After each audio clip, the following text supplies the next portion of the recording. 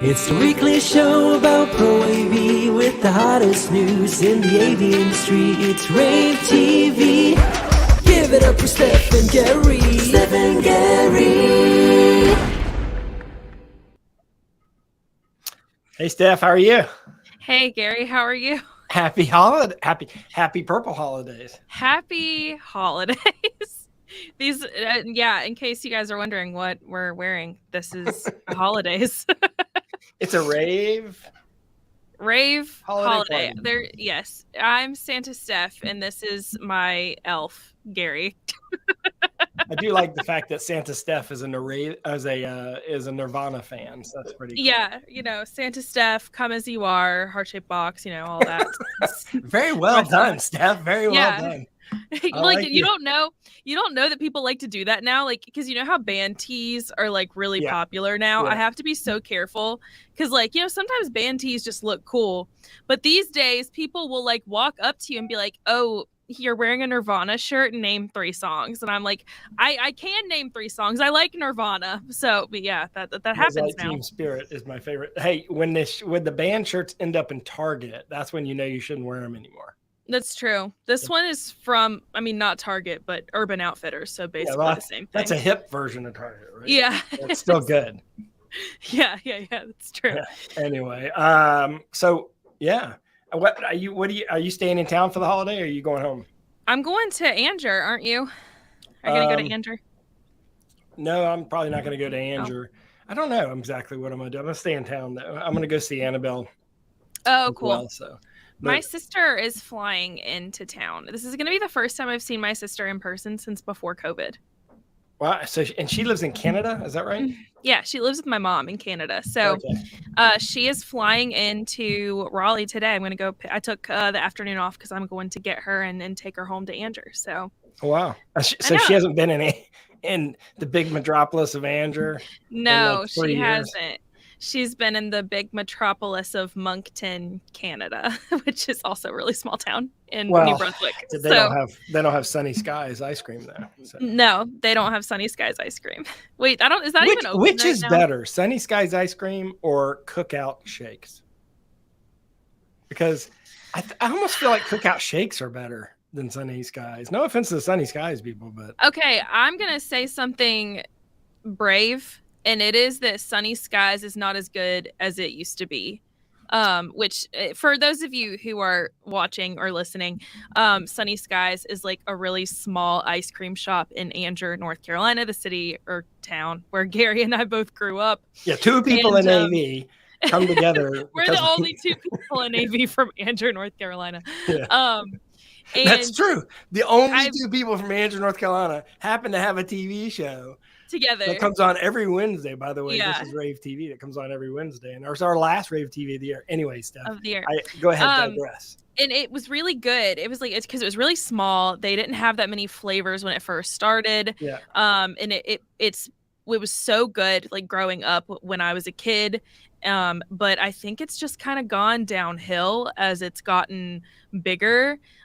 Because now they have 180 flavors or something, and not all of the 180 are going to be hits, right? Some of them are going to kind of suck. 180? I didn't even realize I had that many. It's a lot. It's more than Cookout, I think. So, which Cookout is a North Carolina staple. It's a small burger drive-through-esque restaurant, but their thing is that they have 100 flavors of milkshakes. So, and the thing is that milkshakes and a drive-through system like that. Right? Yeah, everyone they built a brand new one, and it sounds just like this. I can never hear what they're saying to me. To just have a really shitty mic and speakers, so that you can't understand what they're saying. I always just do my best to order something, and then I hope that that's what I end up with when I get to the part where you pay. Half the time it's not at all what I ordered, but I am such an anxious person that I always just say thank you anyway and drive away.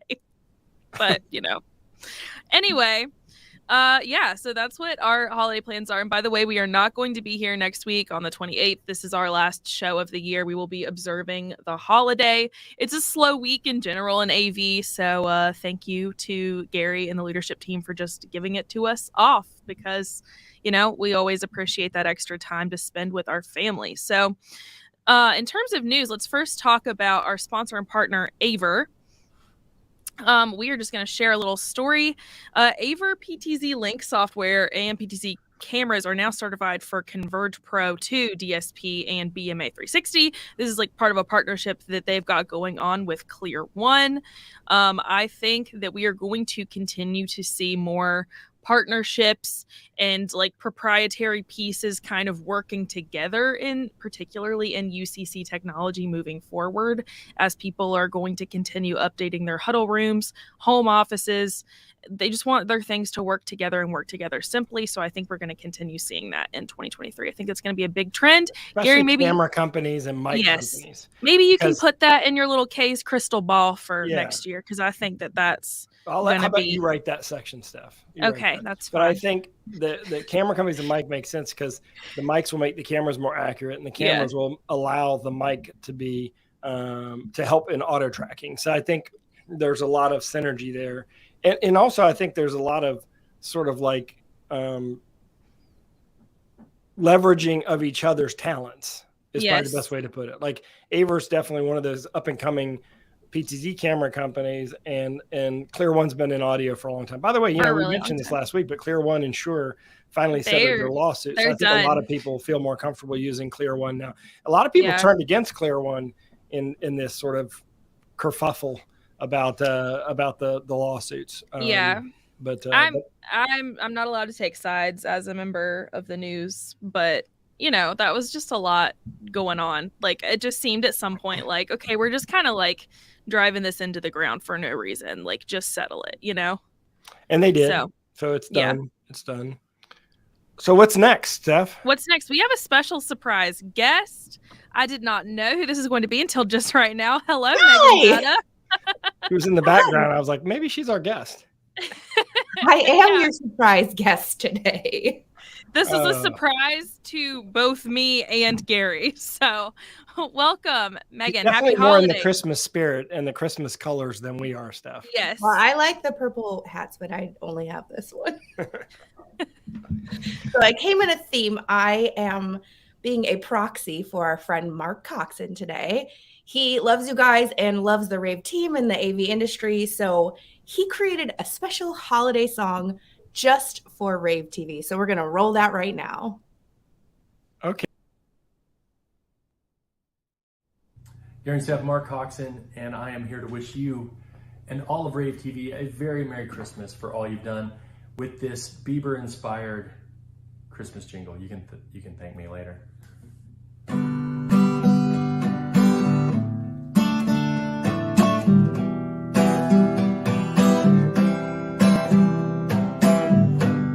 That Christmas time of year, my list is full of that AV gear that I saw on rAVe TV.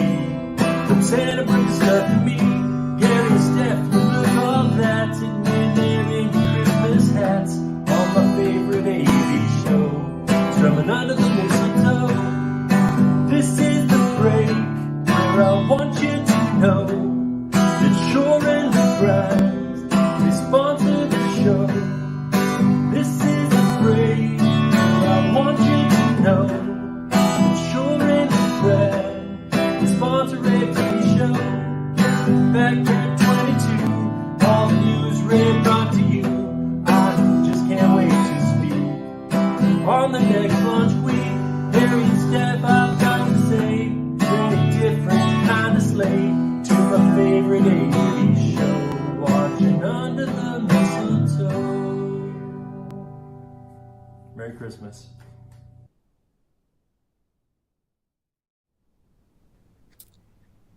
That was incredible. I had no idea.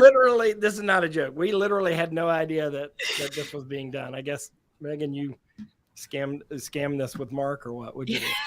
We're all in cahoots. Me, Mark, the production team, graphic designers. We were all ready for this. Oh my God. So excited to surprise you. This was so great. Thank you guys so much. And I really do feel that it was to the tune of a Justin Bieber Christmas song for me and me alone. So I do appreciate that Mark did that. Well, Mark, I don't know if you follow Mark on Facebook, Steph, and on Instagram, but he plays a lot of music. He does a lot of original songs, but also does cover songs as well. And I've never asked him to play anything specific, but I know that he takes requests over Instagram and stuff. So that's pretty cool that he wrote that. That's really cool. One thing to play, another thing to write something like that. Yeah. He's talented.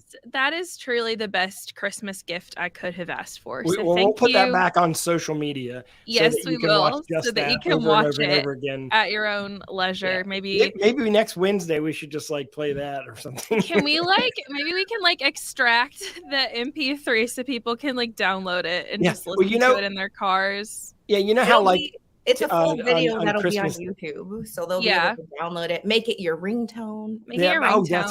So you know how, popular radio stations and they'll take the holidays off, and then the day of let's say on Christmas Day they'll play reruns all day long. And so if you listen, you hear the same thing over and over again. We should just play that all day long on Christmas Day.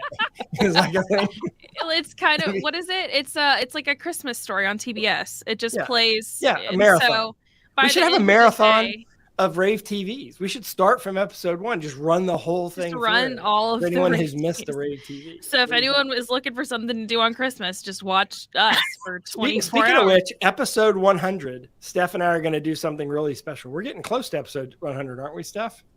Or is it our second year anniversary? We're going to do I think they'll kind of coincide. So we could do something for our second anniversary or our 100th episode, whenever. We've decided what we're going to do. We're not going to tell you what we're going to do it, but only she and I are going to know. And we're going to do this because we want to do something different for that episode. Yeah, so. It's going to be different.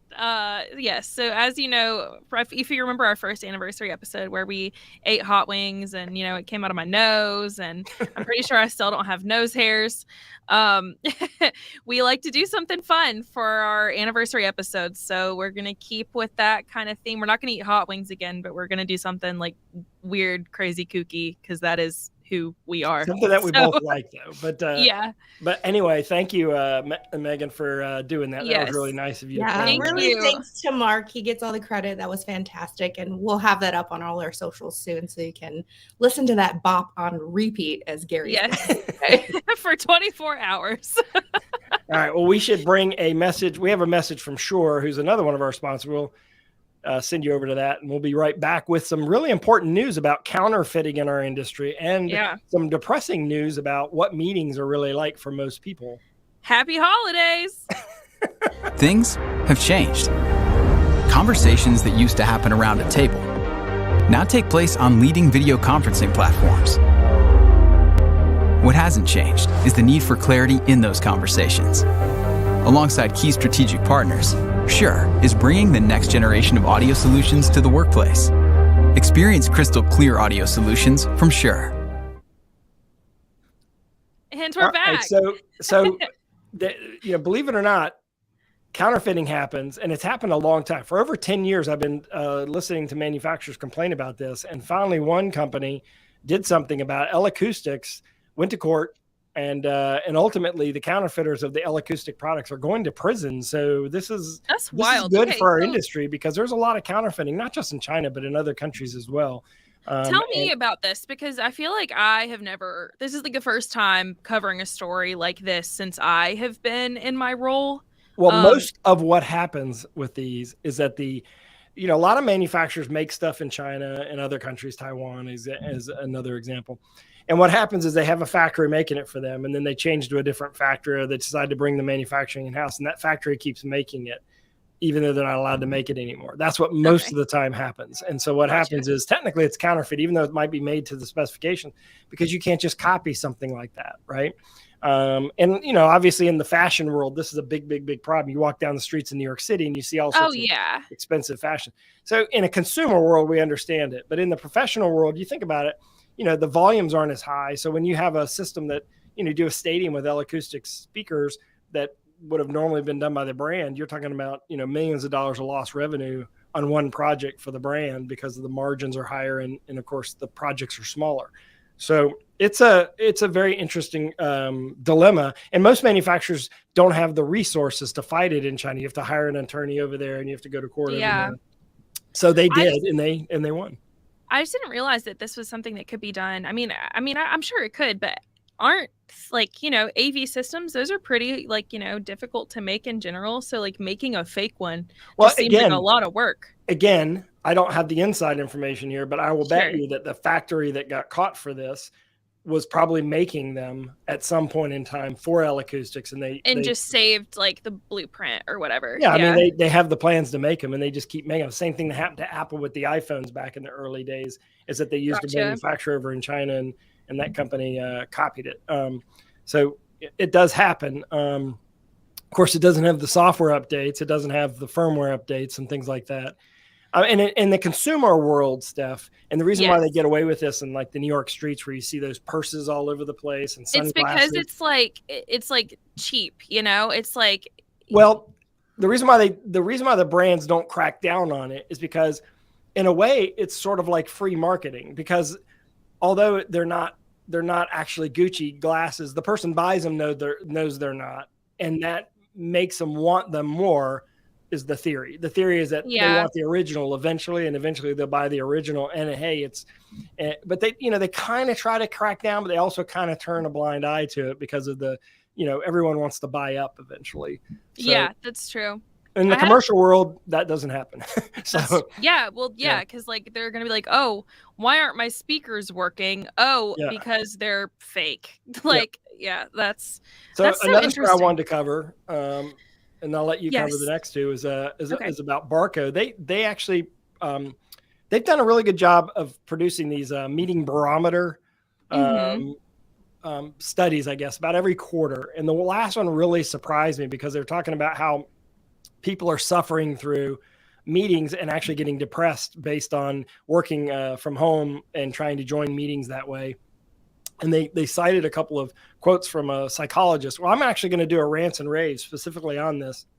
I actually contacted the Barco team and said, hey, I want to explore this a little bit further, because you sort of casually mentioned this in the meeting barometer, but you didn't expand on it. Yeah. And I think this is a problem that I think all of us, I've definitely experienced it with students, right? Where students don't feel like they're connected to the class and not part of the sort of like the going to college community during COVID. And even now, some of the students that still won't come to campus. But in the professional world, I'm sure it exists as well. I think that, I don't know. I think that my thing is trying to find a good balance between like working well in each place. Like what works for me at home is not going to work for me, like to make me productive in the office. So it's like, sometimes it's harder because you're trying to find like the right balance between like what's going to make you depressed because you've just been in a work hole for 5 days and haven't seen people versus like where are you going to be the most productive. So I totally get that. Like it just sucks right now. Like there's no like perfect like answer. Right. And we're far away from not yet. Perfection and meeting equity and stuff like that, which is something I'll talk about in my crystal ball for next year. That'll come up in about a month. We'll have that published. But what other news do we have out there, Steph? So AVI Systems acquired Neuralink. So, it's another acquisition corner for our industry. These are just going to keep happening. I think Gary and I have talked about it before where like with any businesses, things just kind of like come and go and in waves. And right now the wave is definitely like acquisitions. I do think it'll stop eventually because, the more companies that exist in each space of AV, the more innovation there's going to be.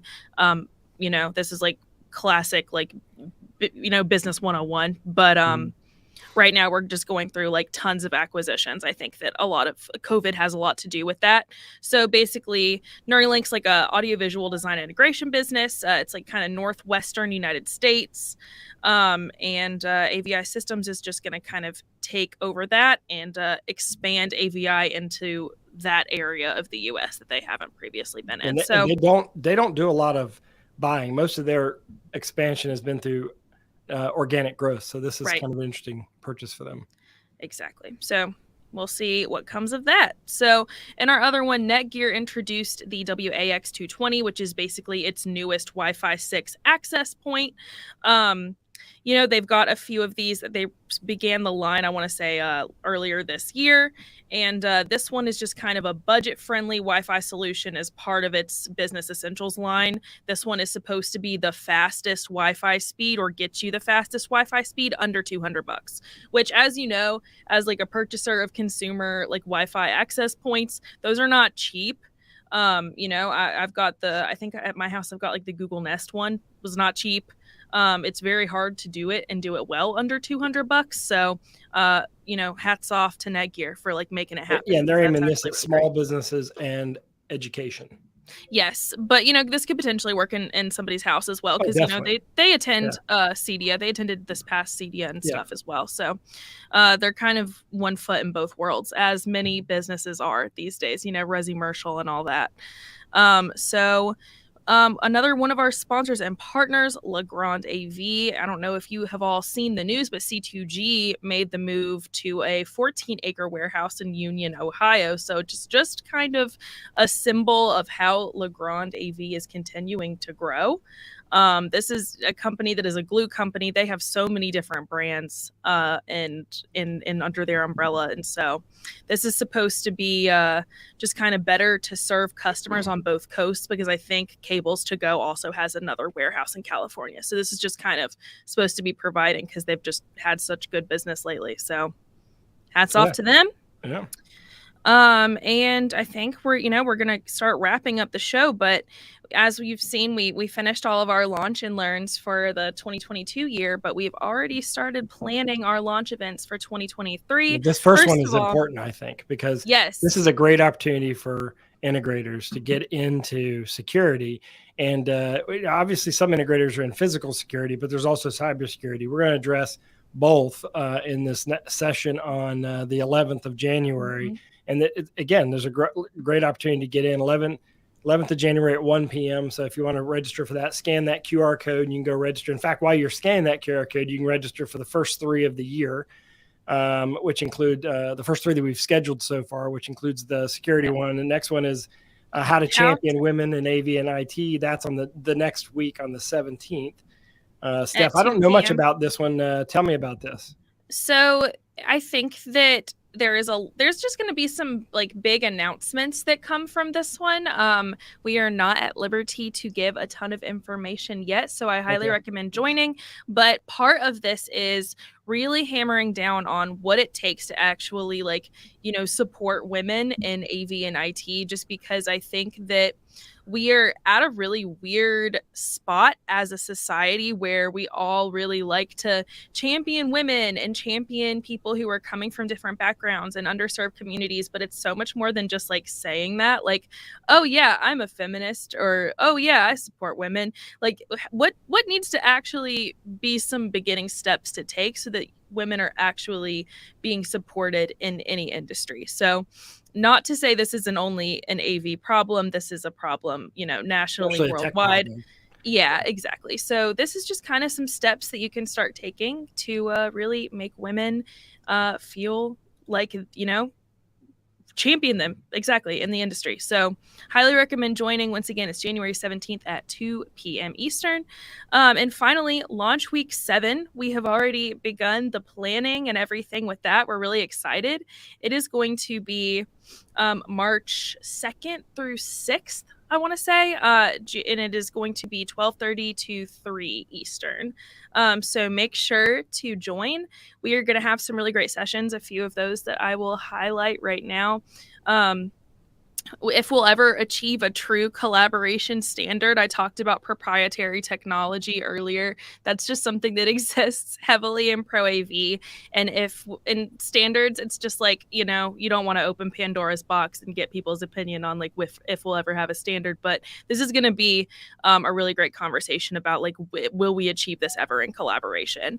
There's going to be one on esports and experience design, end user and integrator relationships, about who is considered an end user, how that term has changed over the past few years, because end user is just really a highly umbrella term. Is that the best thing to call what we consider if you end look at users? universities as an example, Steph, they are like little mini integrators because they do all their a lot of universities do their own integration. Exactly. And the only thing they use integrators for is to buy stuff. Now, sometimes they say they do it, but they can't actually do it. So the question is, at what point do you decide to treat them more as an integrator versus an end user?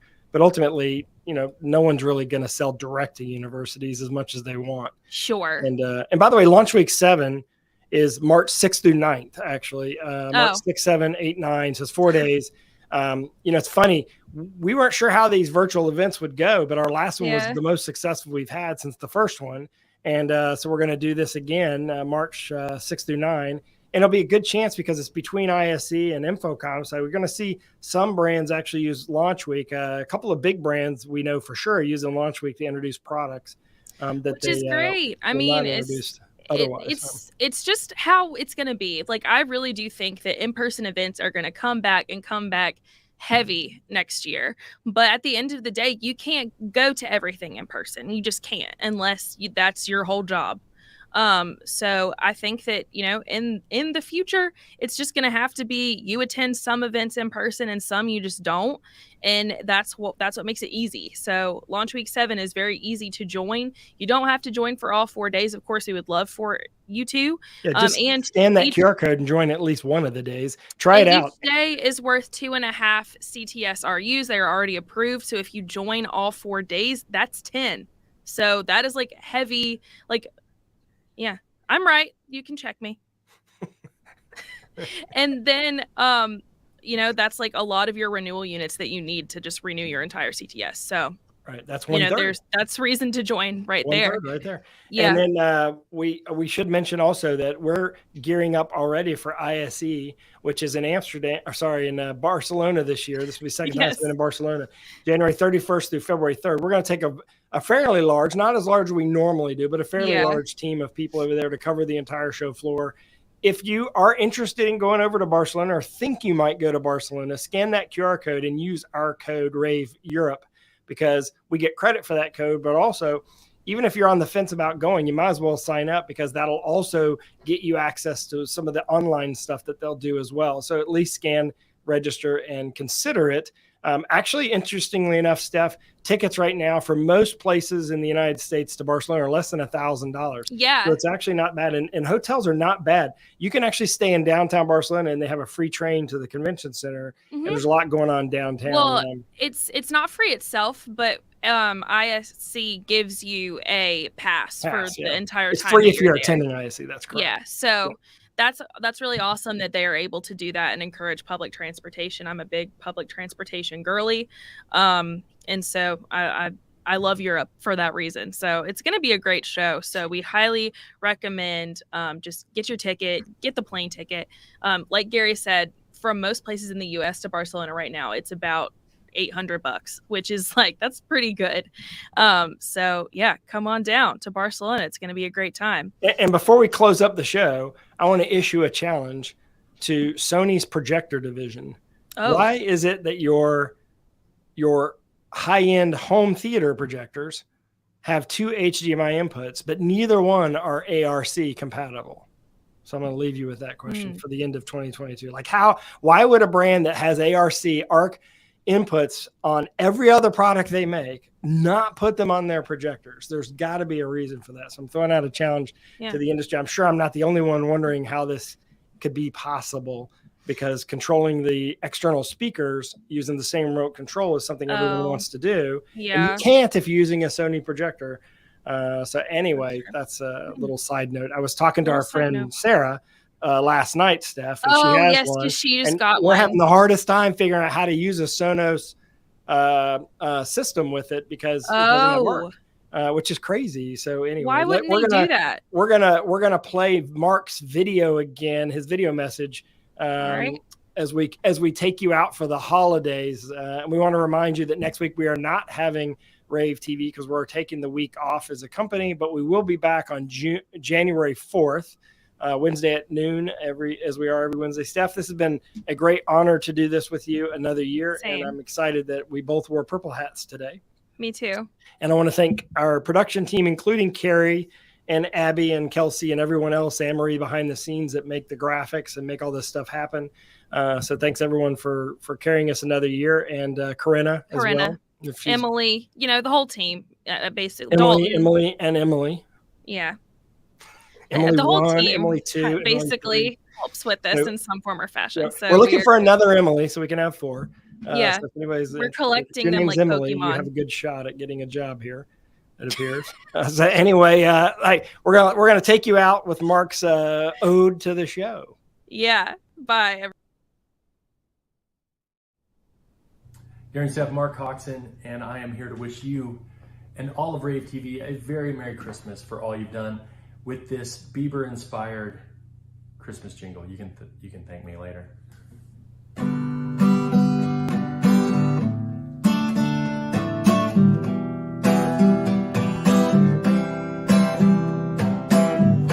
It's that Christmas time of year. My list is full of that rAVe gear that I saw on rAVe TV.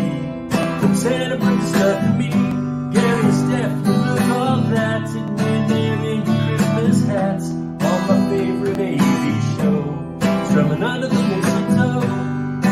This is the break where I want you to know that Shore and the Fries, they sponsor the show.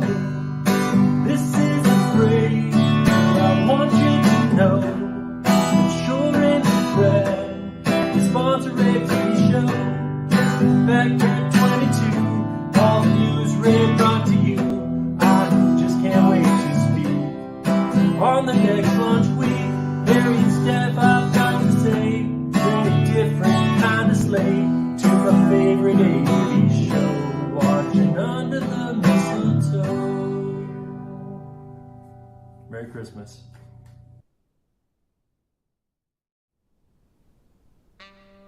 It's the weekly show about rAVe with the hottest news in the AV industry. It's rAVe TV.